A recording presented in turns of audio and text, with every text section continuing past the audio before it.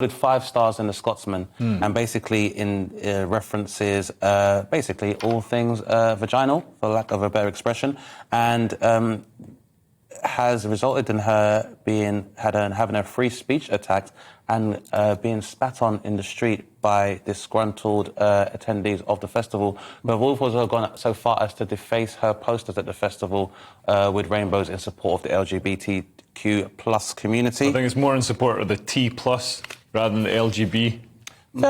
Fair. And maybe maybe on the other side of the plus.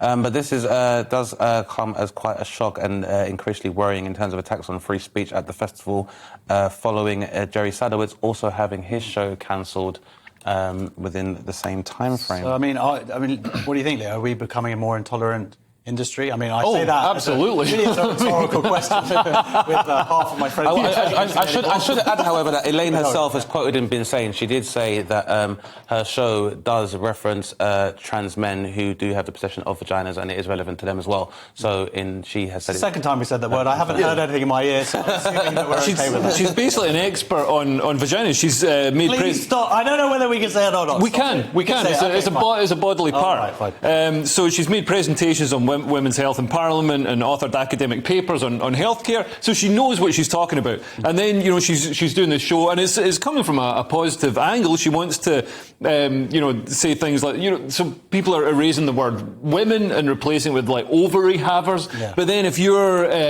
somebody who's new to the UK and you don't understand English as much, that's going to be a barrier to, everybody's going to know the word women, but you're not going to know what an ovary haver is. So you're going to miss out on healthcare information. And, she's been spat on the street. She's been, decried and smeared by other comedians, and venue managers have told her to, change, editorialised and stepped in, like they did with Jerry Sadowitz, and told her to change aspects of her show because it could be perceived as transphobic. Yeah. And I think it's an absolute nonsense. Yeah, but the scary thing for me, is amongst our peers.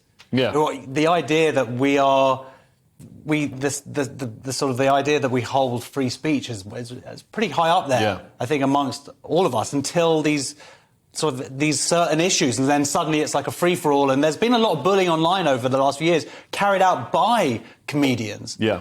And it's really horrible to see. And the problem is, though, I'm not sure if all of the grandstanding and the kind of interpersonal attacks by comedians are fueled by them yearning for an egalitarian state. Yeah. It's a solitary art form, and I think sometimes people pounce on any opportunity to villainize another member of the comedy community, whichever opportunity they take. I, however, don't think that the actions that have been taken by some of the attendees and some of Elaine's detractors are indicative of the collective sentiment of the trans community, although I wouldn't come onto this show and transplain.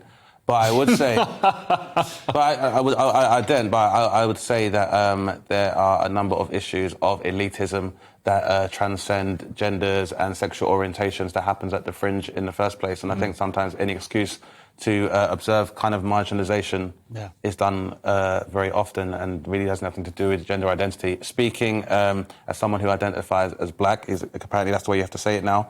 Oh, really? You can't just say I'm black? I can say it, but it just leads I probably end up using a star, depending on who's critiquing the show.